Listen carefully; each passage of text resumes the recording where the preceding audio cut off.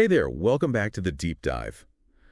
Buckle up, because today we're going on a wild ride. We're going to be tackling a topic that'll probably make you rethink everything you thought you knew about, like Yeah. reality itself. We're talking about the connection between vacuum energy, consciousness, and suppressed technologies. It really does sound like a sci-fi movie when you lay it out like that. But the truth is that all these concepts, they're rooted in some pretty fascinating science. Oh, absolutely.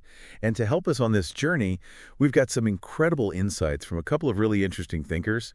We've got excerpts from conversations with Dan Winter, a researcher who's devoted years to exploring these topics. And we've also got Elizabeth Donovan, who's an expert in suppressed technology. I'm really excited to dive into what they have to say and see what what kind of connections we can find. Yeah, it sounds like a really an exciting deep dive. Where do we even begin with something this big? Well, I think a good place to start is with the most basic concept, and that is the vacuum. We typically think of it as empty space, just a big cosmic void. But what if I told you that it's actually full of energy? Okay, that's pretty interesting. I'm definitely intrigued. What kind of energy are we talking about here? Well, Dan Winter, he cites a figure from Shinichi Seiki. And Seiki estimated the vacuum's energy density at, get this, 10 to the 93rd power ergs per cubic centimeter. To put that into perspective, it's more energy than every star in the observable universe combined. Oh, okay. That's a huge amount of energy. But if it's everywhere, all around us, then why don't we see it? Why don't we feel it? That is a great question, and that's where things get really interesting. This energy is so fundamental, it's so pervasive that it's like it makes up the very fabric of reality. It's like the canvas that everything else is painted on, and all the matter that we see and experience, the stuff that we're made of, it's just a tiny, tiny ripple on top of this vast energetic ocean. So it's like the vacuum is this ultimate power source, and we're just these, little boats just bobbing around on the surface, completely unaware of the depths below us. Exactly. And, this actually ties into the ancient concept of Maya, the illusion of the material world. What we see as solid, stable reality is just a tiny fraction of what's really going on. Yeah, it's pretty profound when you really think about it. It makes you question everything you thought you knew Yeah, about the world. it totally does. It definitely does. Now let's throw in another kind of interesting concept here, and that's zero-point energy. The name kind of comes from the idea that even at absolute zero, the temperature at which all molecular motion stops, this energy, it's still there. Yeah, I remember learning about that in physics class. It always seemed kind of mysterious to me. Where does this energy come from if everything's supposed to be completely still? Well, Dan Winter, he suggests that instead of going to zero to absolute zero, the wave function of energy actually collapses to something called the Planck threshold. The Planck threshold. Can you remind me what that is again? Sure.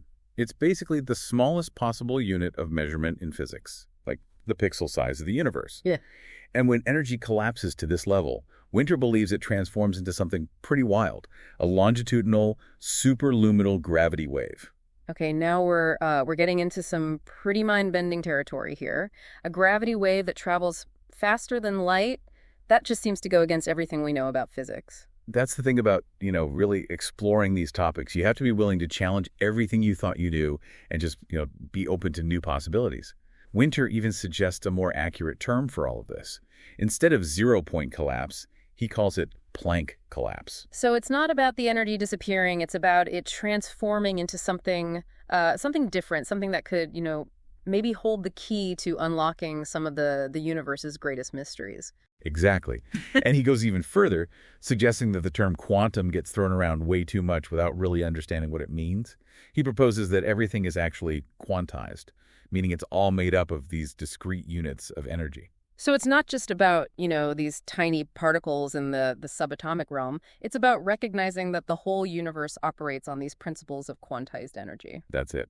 Now let's shift gears for a second here and talk about something that always gets people excited: suppressed technologies. And this is where Elizabeth Donovan's expertise comes in. She brings up this device called the Koski-Frost device. And get this, it's from 1927. Wait, 1927? That's almost 100 years ago. What was so special about this thing? Well, according to Donovan, it was a warp propulsion device that could generate 800 times its own weight in gravity. Whoa, okay. That's some serious anti-gravity. Are we talking about a real-life flying machine here? That's what they're saying, yeah. Although the details are kind of like shrouded in mystery. The device apparently used lithium niobate and something called phase conjugate RF pump waves to do this. Okay, you're going to have to break that down for me. Phase conjugate, what? All right, imagine you throw a rock into a pond and the waves ripple outward, right? Phase conjugation is kind of like reversing those ripples, making them go back to where they started. It's about focusing energy in a really specific way. Ah, so it's like creating a laser beam, but with gravity. Yeah. That sounds incredibly powerful and maybe a little bit scary, too. Yeah, I know, right? And according to Donovan, these kinds of devices, they give off longitudinal waves, and these waves can be tracked. They can be monitored. So you can imagine why the military would be very interested in something like this. Yeah, that's no surprise. Any technology that can, mess with gravity would be a total game changer for warfare. It makes you wonder how many other crazy inventions are hidden away in some secret lab somewhere. Definitely gets the imagination going, that's for sure. And here's where it gets even more interesting. Both Dan Winter and Elizabeth Donovan, they kind of hint at this connection between all this advanced tech that we're talking about and consciousness. Really? That's a connection I wouldn't have expected. How do they link those two things together? Well, they both point to longitudinal waves and this process of squaring them. Winter suggests that this squaring process, this is important for generating gravity and also for understanding consciousness. So it's like this specific type of energy wave holds the key to manipulating the physical world and expanding our minds. That's the idea they're both kind of playing with. And this leads us to another fascinating part of Dan Winter's work, his view on how we think about electromagnetism. He believes there's a crucial part that's missing from our understanding of this fundamental force. Missing? What do you mean? I thought we pretty much figured out electromagnetism back in the 1800s with Maxwell's equations, right? Well, you're right. Maxwell's equations, they laid the groundwork. But Winter points to this guy, Oliver Heaviside, who simplified those equations. But in doing so, he kind of removed the fourth element that represented spin. Spin? You mean like an electron spinning? Exactly. Winter argues that this simplification, even though it made the equations easier to work with, it robbed us of a key dimension in our understanding of electromagnetism. It's like trying to understand a 3D object by just looking at its shadow. You're missing like a whole dimension of information. That's a great way to put it. And Winter goes on to say that the next dimension, he defines it as the superposed axes of charge rotation. Okay, hold on. Superposed axes of rotation. Can you break that down for me a little bit? Imagine a spinning top. Okay, now picture a bunch of spinning tops all nested inside each other, each one rotating on a different axis. That's kind of the idea behind superposed axes of rotation. Yeah, got it. But how can we even begin to visualize something like that? It's like trying to imagine a fourth dimension. It definitely challenges our usual ways of thinking. And here's where another fascinating concept comes in: the golden ratio. Winter believes that this mathematical ratio, which is found everywhere in nature, it plays a really important role in how all these superposed axes of rotation interact. The golden ratio, that's the one that's about 1.618, right? I've heard it's connected to beauty and harmony and art and architecture. Exactly. And Winter believes it's also a fundamental principle in the organization of energy and information in the universe. He suggests that the golden ratio makes sure there's constructive interference between all those spinning dimensions. It creates a stable, harmonious system. So it's like the golden ratio is the conductor of the orchestra. It keeps all the different parts working together in harmony. That's a fantastic way to think about it. And he uses DNA and the brain as examples. Their structure and function are very closely connected to these superposed rotating dimensions. Wow, it's mind-blowing to think that something as simple as the golden ratio might be at work, like the very fabric of our being. It really expands how we think about how the universe is organized. And Winter, he argues that because we're stuck with this limited way of representing spin in traditional physics, we're missing out on understanding things like free energy and, all these other really advanced concepts. It's like we've been given a toolbox with just a couple of tools when we're trying to build, a spaceship. We need more tools, a better understanding of how energy and information work together to unlock these advanced possibilities. Exactly. All right, hold on tight because we're about to jump into some really deep water here. We're going to talk about the connection between gravity, consciousness, and even lucid dreaming. Okay, now you've got my attention. How do those three things even go together? Well, Dan Winter, he really emphasizes that gravity is not about bending space-time, like Einstein said. It's actually about the acceleration of charge. So instead of a bowling ball warping a trampoline, it's more like a magnet pulling in metal filings. Yeah, that's a great way to think about it. And this has some pretty wild implications. He uses the example of UFOs making those crazy sharp turns at high speeds. He suggests they might be carrying their own inertial frame with them, so the turn isn't so jarring. So it's like they're creating their own little bubble of reality within the bigger universe. Exactly. And Winter, he goes even further and links this to the physics of what some people call the rapture. He says it's about conditioning the Earth's energy array. And this could lead to more lucid dreaming, but also, maybe some mental instability for people who aren't ready for it. Whoa. Okay, that's a lot to unpack. Can you talk a little bit more about this rapture idea and how it connects to lucid dreaming? He's basically saying that as the Earth's energy field gets more structured and compressed, it's like entering a more intense energetic environment. And this increase in intensity, it could trigger those heightened states of consciousness, like lucid dreaming. But it could also be too much for some people to handle. So it's like, if you're suddenly exposed to a very bright light, some people might adjust, but others might get blinded. Yeah, that's a good way to think about it. He also mentions that, to live in this energy array, you got to be centripetal, like a Sufi master who can spin without getting dizzy. So it's about finding a point of stillness and balance, even when there's all this energy swirling around you. Makes sense if the energy field is becoming more intense. Exactly. And Winter highlights the idea that being able to lucid dream, essentially living in a longitudinal array, it's super important for taking your memories with you when you die. Hold on. Taking memories through death, that's a pretty big concept. Can you explain that a bit more? Well, think of it this way. Our bodies are like temporary vehicles for our consciousness. And as we transition out of these vehicles, Winter suggests that being able to navigate these energy arrays, kind of like what we do when we lucid dream, it might be really important for holding on to our sense of self and taking our memories with us beyond this physical life. Wow, that's a really interesting concept. So it's not just about having these, cool dreams. It's about developing a kind of consciousness that can go beyond our physical limitations. Precisely. And this leads us to another fascinating concept, plasma intelligence. Okay, I'm ready for another mind-blowing idea. What is a plasma intelligence, and where does it fit into all of this? Okay, think about the sun. It's a giant ball of plasma. And lots of cultures throughout history have thought of the sun as being conscious, right? Well, Winter suggests that this might be more than just a metaphor.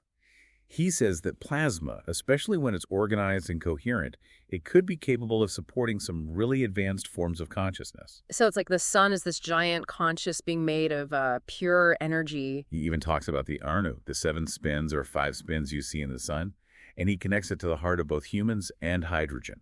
This suggests that there's a fundamental pattern of organization that connects consciousness across all these different scales, from the cosmic to the atomic. That's a beautiful concept. It's like we're all connected through this underlying pattern of spinning energy. It is beautiful. And this brings us to another really interesting piece of the puzzle, high dielectric materials. Winter explains that these materials allow for really dense plasma charge circulation, which he actually quotes to mindfulness. So these materials can, boost consciousness. What kind of materials are we talking about? Think of things like quartz crystals or certain ceramics. They have the special ability to store and transmit energy. So it's like building a superhighway for energy to flow through. That would allow for more complex patterns of information, which might be what consciousness needs to thrive. Exactly. And this leads to a really important distinction, the difference between AI, artificial intelligence, and the idea of a soul. Okay, now we're getting into some deep philosophical territory here. What's Winter's take on that? Well, AI can definitely copy human intelligence and even, maybe surpass it in some ways. But Winter says that AI doesn't have a soul. So what is it about a soul that makes it so different from AI? Can you measure it? Can you quantify it? Winter thinks that having a soul is all about accessing that longitudinal array, that fabric of energy and information in the vacuum, from within your own aura.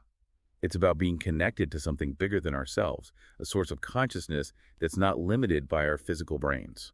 So it's not just about crunching numbers and solving problems. It's about tapping into this deeper level of consciousness that goes beyond our physical bodies. Exactly. And this brings us to the importance of infrasound, a phenomenon that's connected to everything from brainwave entrainment to ancient energy technologies. Okay, I'm intrigued. Tell me more about this infrasound and how it all fits in. Think about it like this. Just like visible light is on a spectrum, with different colors representing different frequencies, sound also has a spectrum.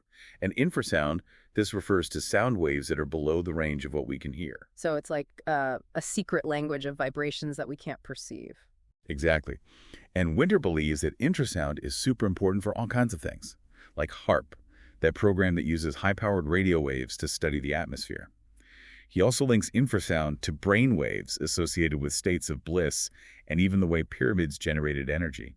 Wait, pyramids made energy using infrasound. How is that even possible? That's what Winter suggests, yeah. He says that the shape and materials of the pyramids created a kind of resonant chamber that amplified and focused those infrasound waves. And this might have allowed them to tap into the energy of the vacuum itself. That's fascinating. It makes you wonder if, the ancients were onto something that we're just rediscovering now. It really does. And there's one more thing that's kind of strange. There was a World Health Organization document that showed how ultra-low frequency waves interact with the human body. And for some reason, they took it down. That's a little suspicious. It makes you think that maybe some people know about the power of these frequencies, and maybe they don't want the rest of us to know. It definitely raises some questions about what information is being kept from us and why. It's almost like they're aware of these frequencies, both the good and the bad, and they're trying to control the narrative around them. It really makes you wonder if they're also looking into using these technologies in ways we can't even imagine. Absolutely. The possibilities are both exciting and maybe a little bit frightening. Okay, let's come back down to Earth for a second. A listener named Brielle wrote in, and they wanted to know, are iPhones designed to, not capture certain things? That's an interesting question. There's been talk that, smartphone cameras, no matter how good they are, they might not be able to pick up certain things in the sky, like, UFOs. Yeah, I've heard that too. Some people, like Dr. Hoftoff, think that these objects might actually be warping space-time around them, and that would make them invisible to regular cameras. That's a pretty wild theory. Remember those UFOs we were talking about, the ones that make those impossible turns?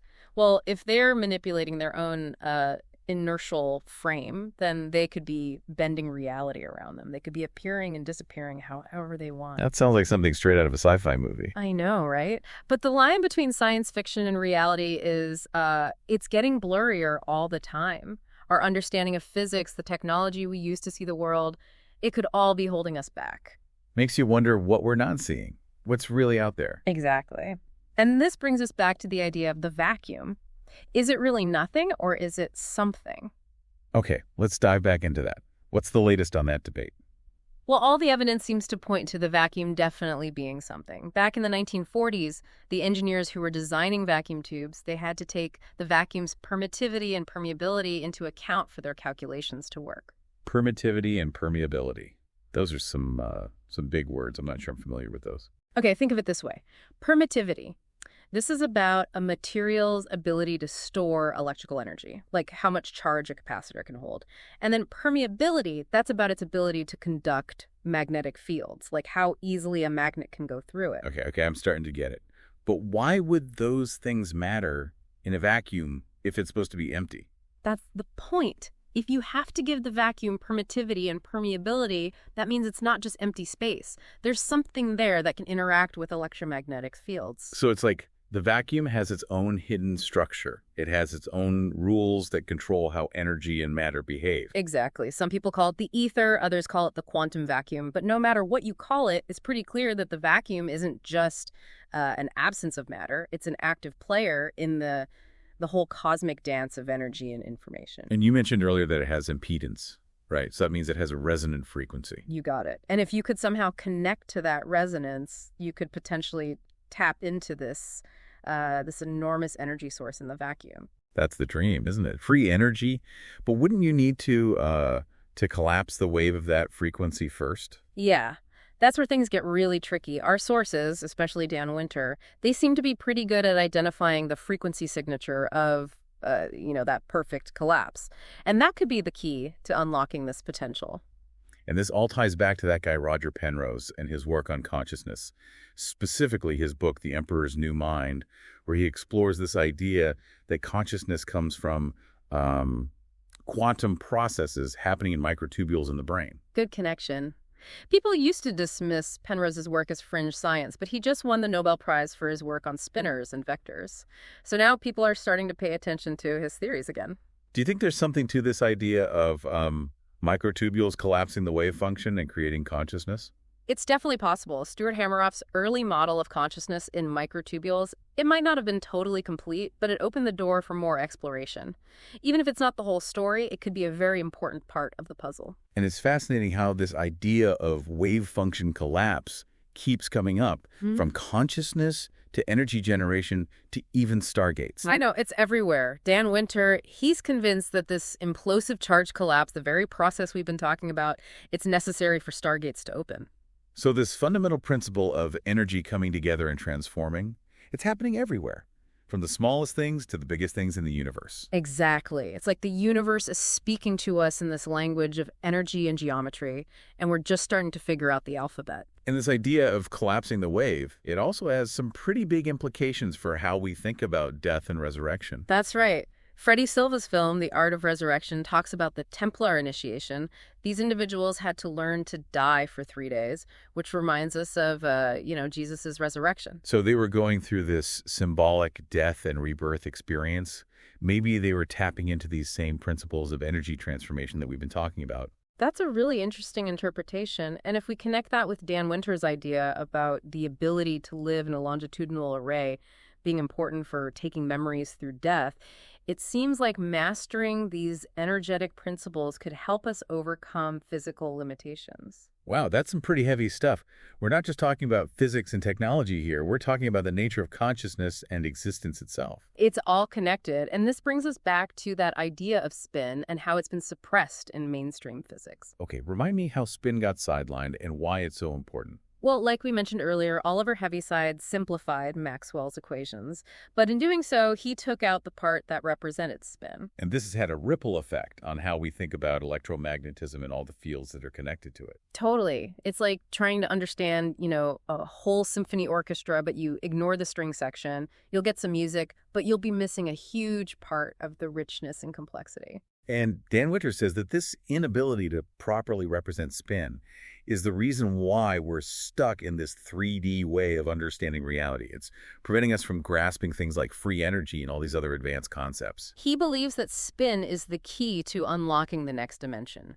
That's the realm where these superposed axes of charge rotation create all those crazy phenomena we've been talking about. And the golden ratio, with its unique mathematical properties, it plays a really crucial role in harmonizing all those spinning dimensions. Right. It's like the golden ratio is the conductor of the cosmic orchestra, making sure all the instruments are playing in tune and creating this beautiful symphony of energy and information. And because we've been taught to think in 3 dimensions, we're essentially trying to jam a square peg into a round hole when we're trying to understand these concepts. It's like those scientists you mentioned who just can't wrap their heads around Lorentz covariance.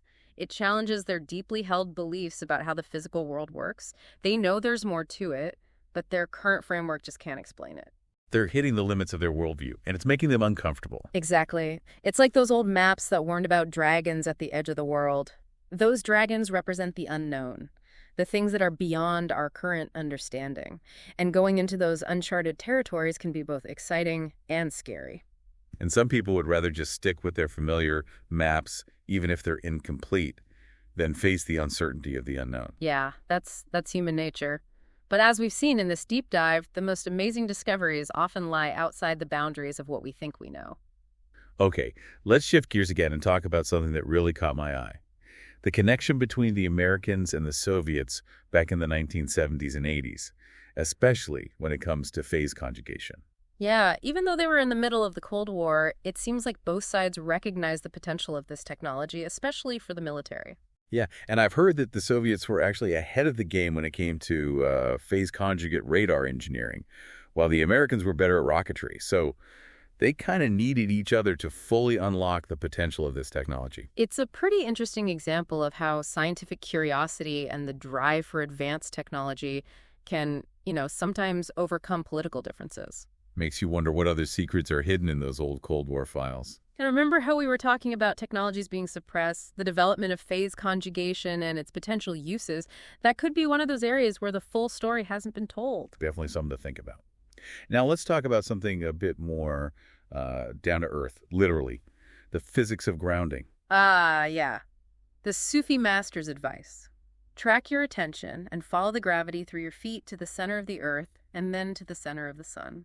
That's a beautiful way to describe grounding, connecting to the energy of the earth. And from a scientific perspective, grounding is about literally connecting our bodies to the earth's electrical potential. And that's been shown to have all sorts of health benefits. It's like plugging ourselves into this natural source of energy and stability. Exactly. And this goes back to the importance of understanding how electromagnetic fields affect our bodies, especially those ultra-low frequencies we were talking about earlier. Yeah, that WHO document about the effects of ultra-low frequency waves that they removed, that was pretty strange. It feels like there's a real effort to keep us in the dark about those frequencies and their potential effects on our health and well-being. It really makes you wonder what other information might be out there. What are they hiding from us? This is where independent research and critical thinking are so important. We can't just take what they tell us at face value. We have to dig deeper, question the official story, and look for different perspectives. Okay, let's wrap up this segment with something that really captured my imagination. The idea of plasma intelligence in the sun. Ah, yes. That ancient wisdom that sees the sun as a conscious being, the source of life and energy for our planet. And Dan Winter suggested this might be more than just a nice idea. He actually believes that plasma, especially when it's organized and coherent, could host some really advanced forms of consciousness. It's a pretty mind-blowing concept. And he links the Anu, those 7 spins or 5 spins observed in the sun, to the heart of humans and hydrogen. This suggests that there's a fundamental pattern that connects consciousness across all scales, from the cosmic to the atomic. It's a beautiful idea. The idea that we're all part of this vast, interconnected web of consciousness. It is, and it makes you think about what other forms of consciousness might be out there in the universe, forms that we can't even begin to understand with our limited human perception. I know, it's a very humbling thought. We've covered so much ground already, and I'm sure your head is spinning with all these incredible ideas. But we're just getting started. There's still so much more to explore in this deep dive. Stay tuned for part 2, where we'll go even deeper into the mysteries of the vacuum, consciousness, and the technologies that might hold the key to unlocking our true potential. Welcome back. It's really something to think about, all these hidden connections, isn't it? We've been talking about the vacuum, the supposedly empty space that's actually like overflowing with energy. And the idea that we could actually, maybe tap into that energy, that's where things get really interesting. Yeah, for sure. Free energy. Who wouldn't want that? But it sounds almost too good to be true, right? If it's everywhere, why haven't we figured out how to, use it? Well, that is the big question, isn't it? And it might come down to our understanding of physics just being incomplete. Remember Dan Winter talking about spin being taken out of Maxwell's equations? He thinks that missing piece, understanding how energy spins, it could be the key to using the vacuum's energy. So it's like we're missing an important ingredient in the recipe for free energy. Exactly. Winter thinks that squaring the longitudinal wave, that's the kind of wave connected to gravity and consciousness, that might be how we unlock this energy. Okay, I'm trying to picture this. What does he mean by squaring the wave? Well, imagine a wave in the ocean. Now, picture that wave curling in on itself, getting tighter and more intense. It's kind of like that, like taking all that energy and focusing it on one point. So it's about concentrating that energy, making it stronger. Yeah. Makes sense. But how do we actually do that? That's where things get really complicated. It involves understanding the geometry of the wave, how it interacts with itself and other fields. And this is where the golden ratio might be important again. The golden ratio, we talked about that before with DNA in the brain. How does that connect to free energy? Winter thinks the golden ratio is a fundamental principle for how energy and information are organized, in the whole universe. He suggests devices that use this ratio, like the pyramids, they might be able to create a resonance that lets them tap into that vacuum energy. So, like tuning a radio to the right frequency. If you get the shape right, you can access that vacuum energy. That's a pretty good analogy. But instead of radio waves, we're talking about those longitudinal waves, which are way more subtle and hard to detect. It's pretty amazing to think that ancient civilizations might have known about these principles and used them in their tech. It makes you wonder what else they knew that we've lost along the way. For sure. And it makes you wonder about what other tech might be out there, things that have been kept secret because they challenge the way things are. Speaking of suppressed technologies, Elizabeth Donovan mentioned that these advanced devices, they often give off those longitudinal waves, and those can be tracked, which makes them interesting to the military. Right. It's like having a giant sign that says, "Here I am," even if you're trying to be sneaky. It makes these technologies both powerful and potentially dangerous. It makes you wonder if there's like a secret race going on to develop and control these technologies, stuff that could change the whole balance of power in the world. It's definitely possible. And it connects to that idea we talked about before, about information being kept hidden. If these technologies are that powerful, it wouldn't be surprising if the people in charge wanted to, keep them to themselves. It makes you question everything you read and hear, right? Who's deciding what we know? What's being hidden from us? And why? These are really important questions to ask. It shows how important it is to think critically and do your own research. We can't just blindly trust what we're told. We got to dig deeper, question the official story, and find different perspectives. All this talk about hidden tech and secret knowledge makes me think about UFOs. There's been a lot of talk lately about governments admitting that UAPs, those unidentified aerial phenomena, are real.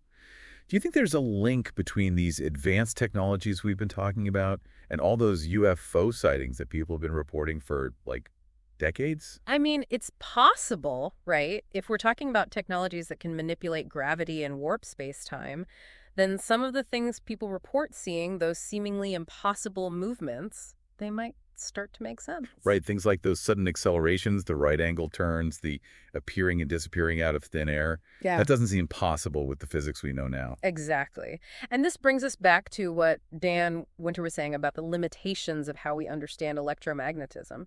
If we're missing a key element like spin, then it's not surprising that we can't explain these things. It's like trying to solve a really complicated math problem, but you only have half the numbers. You're never going to get the right answer. That's a good way to put it.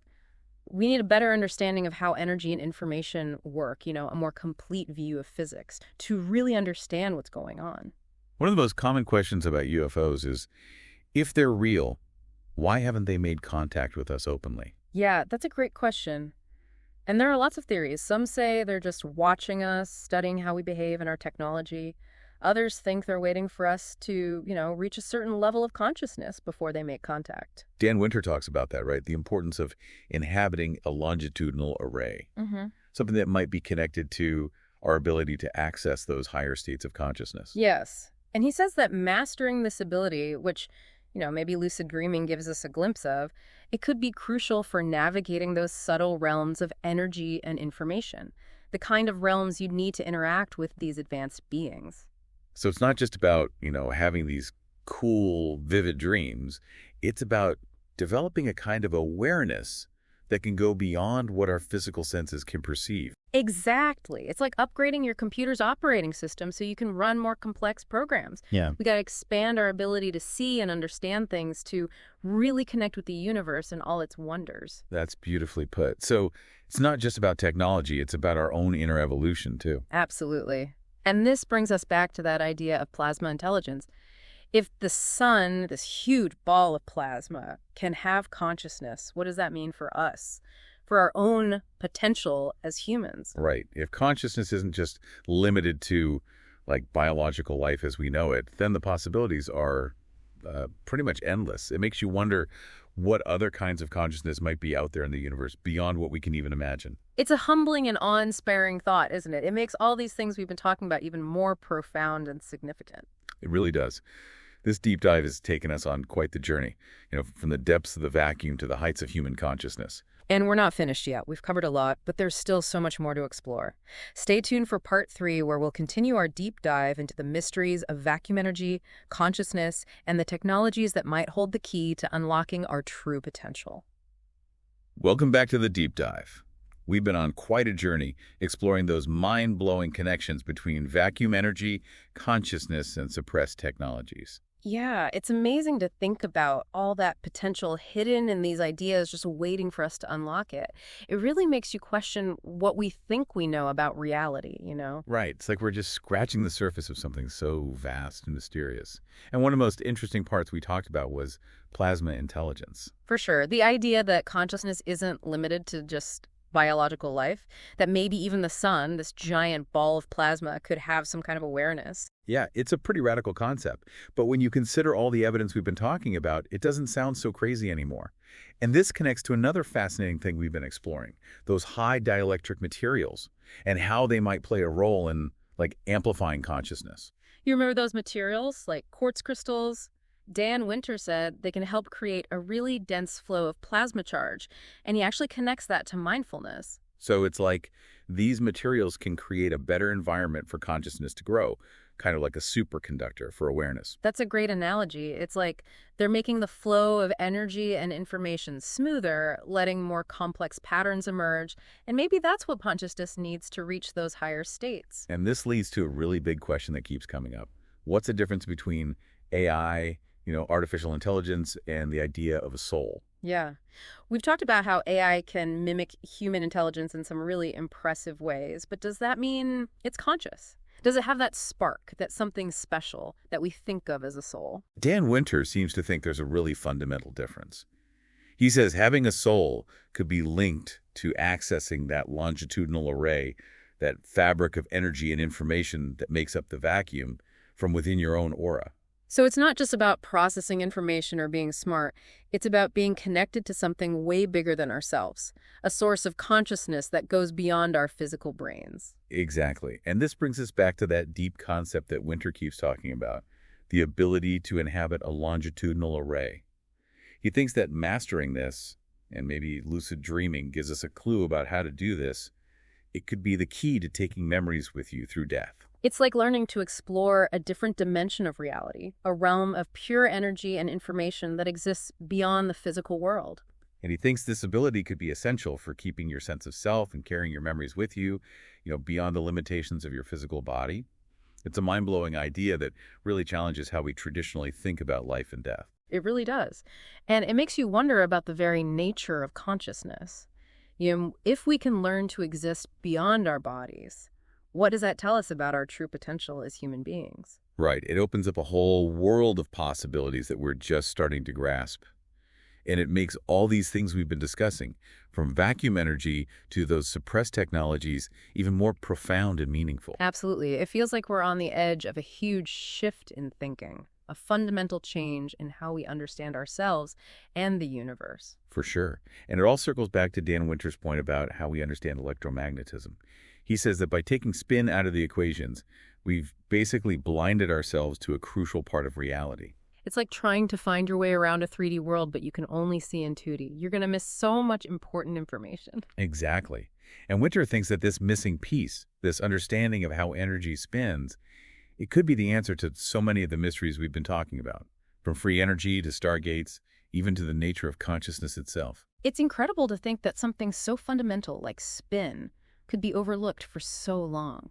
It makes you wonder what other important pieces of the puzzle we're missing. That's what I love about exploring these topics. It's always pushing us to think bigger and question everything we thought we knew. It reminds us that we're never truly done learning. There's always more to discover, more to explore, and more to understand. Well said. So as we wrap up this deep dive, are there any key takeaways that you'd like to leave our listeners with? What should they be thinking about as they go about their day? I think the most important thing is to stay curious and to keep that sense of wonder. The universe is filled with mysteries, and the more we explore, the more we realize how much we don't know. I love that. Embracing the unknown instead of being afraid of it. Exactly. And I hope they'll remember that they're not just watching this grand cosmic show, they're part of it. They're helping to create reality. Their thoughts, their intentions, their actions, they all contribute to how the universe unfolds. That's a powerful message. It reminds us that we have a responsibility for our own lives and for how we impact the world around us. Absolutely. And lastly, I want them to remember that everything's connected. From the smallest particles to the vastness of space, we're all part of this intricate web of energy and information. It's such a beautiful vision of unity and wholeness.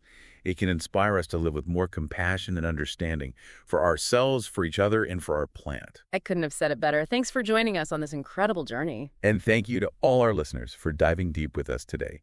We'd love to hear your thoughts, your questions, and your own experiences with these fascinating topics. So keep exploring, keep asking questions, and keep diving deep. We'll see you next time.